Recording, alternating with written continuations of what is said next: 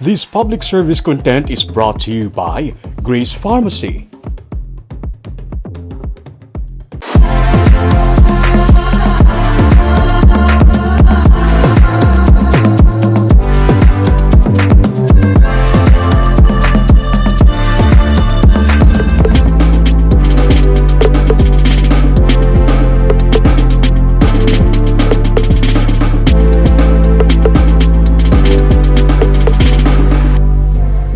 Isa ka na children in conflict with the law nga sa lamharon niya nga edad, pabalik-balik na sa Social Development Center. Nagdako siya sa karsada, pero sa bulig sa non-government organization na nagasapupo sa mga street children, natuytuyan siya sa mataro nga lagyan. Karon, isa na siya sa mga K9 unit handler nga magaserbe upod sa kapulisan para mapasiguro ang matawhay kag malinong nga pagdumdum sang pista minatay. Aton siya kilalahon sa sining episode sang Baganihan. Meet Thunder and Gucci, ang mga Yellow Labrador nga K9 unit kag ang ilang nga mga handler nga sanday John Robert Lagahit kag Apple Jean Tolentino. Upod sa Bacolod City Police Office, silang magabulig bantay sa palibot sa pista minatay agud mapasiguro nga mangin malinong kag matawhay ang okasyon. Away man sa may budlay sa kan. Do kahapos man. Doon haposan na. Si Robert Cagapo lunsay mga estudyante sa idalom sang Independent Living Program sang Verlani Faith Incorporated. Istorya ni Robert, hindi nangin mahapo sa iyang mga inagyan sa kabuhi. Antes pa man siya ginsapupo sa mga volunteers sang Verlani.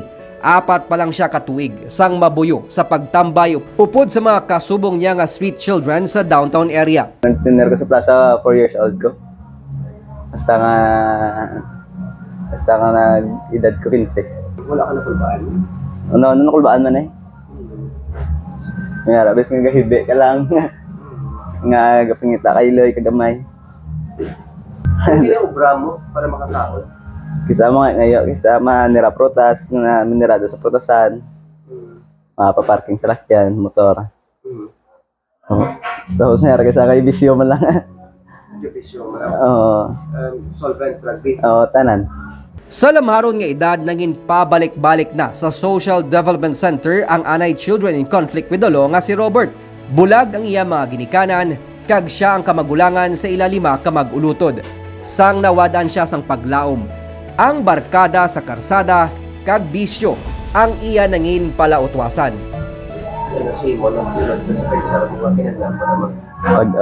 Kaya may promisa ako sa tiya ko. Nga, kaya yung tiya ko na grabe man ang sakripisyo. Isa ko, isang gamay ko. Na nagpromisa ko siya nga oras makabalik ko sa eskwela kag makaalis ko, mabag-o dito. Ang Verlani Faith Incorporated isa ka non-government organization nga nagabulig sa mga marginalized youth agud nga makatibawa sila sa hangkat sang kapigaduhon. Sa sulod sang SDC, nakilala ni Robert ang staff kag volunteers sang Verlani nga nagabisita sa iya. So, ano lang ng inspirasyon ko sa mga gasalag lang sa ako na eh. Ano ba yun? O man yung panindugan ko nga promisa sa tiya ko. Sige ka pa pangamuyo. Tinataon kisa nga wala eh. Kagakawala ang magana. Sinong inspirasyon mo? Aside sa tiya mo? Sa tiya ko, mga utod ko. Anong hando mo para sila? Gusto ko nga matapos man sila eskwela kaya hindi man sila magsunod sa pag. Importante gid nga ma-involve nato ang mga pamatanon sa nation building kag naga-contribute sila, hindi sila maging liabilities but maging contributor sila sa nation building. Ang feeling namon nga mga staff diri sa Verlani kaka-fulfill, kaka-motivate pag gid kami to help more young people, young adults because gapati kami nga through their progress no maamat-amat no mas mayo pagid ang quality sang life nila. Sa bulig sang Verlani Faith, nakalabot sa grade 12 si Robert. Nakatuon pang welding sa bulig sang TESDA.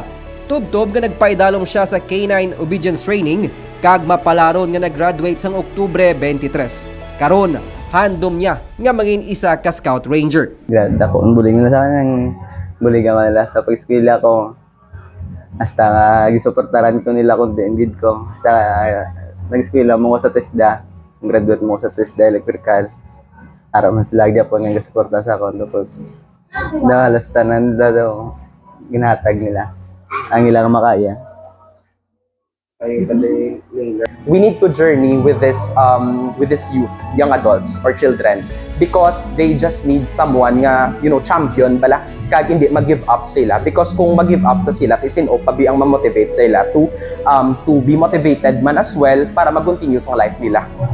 Pila lamang si Robert kag Apple sa 21 ka mga ILP trainees sang Verlani Faith. 2018 sang insuguran sang organization ng ILP ug galing temporaryo ini nga nauntat sang nag-pandemic. ILP is to enhance and to obtain gid sang concrete nga mga life skills para sa mga clients namon, na kung sa diin sa ulihi ang goal gid is autonomy sa individual or sa client nga kaya na nila mag-stand on their own without our help, and kaya na nila nga mag-journey. But it doesn't mean nga kung magkanto na sila sa part sa life nila nga kaya nila by na sila namon. But we will continue to support that child until nga ma-reach ang iyang maximum nga potential. Ang one-day center sang Verlani Faith sa Dalan Cordova sa Barangay 18 ginakabig na ni Robert nga kaugalingon nga balay. Gani bisan ang nagaserbe nga house parent nga si Danilo Namia, nalipay man kag proud sa nalabot nila ni Robert kag Apple. Nalipay man sir sa ila nga katingawa man sa sir no. Nga mayo mas lagani kay gapis kan paano maka gid sila no kay eskwela gid sila. Kag nalabot nila no. Nalabot nang ilang nantom sir. Sa Open Day Center man ginatipon sang organization ang mga sweet children kag ilang mga pamilya. Diri sarang sila makakaon kag makapaligad sang gabi. May study area man sa center kundiin pwede makatuon ang mga kabataan gamit ang mga learning materials nga halin sa mga donors ng organization. At salamat gid kay gisuportaran nila sa nga malambot handom ko. Kabay pa magsige-sige pa nga hindi lang sa akon, hindi sa tanan pagid mga bata nga ara sa dalan.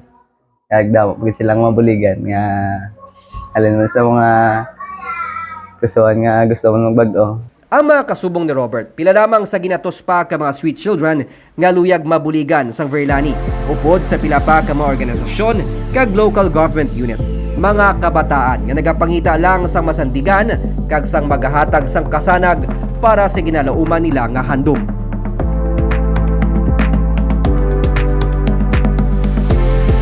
Hindi mo kinahanglan mangin gamhanan o kon may ikasarang agod makabulig sa imo isig katawo. Bisan ako o kung ikaw, pwede mangin baganihan.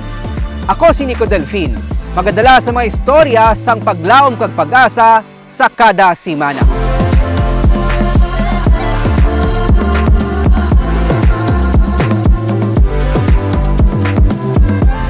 This public service content was brought to you by Grace Pharmacy.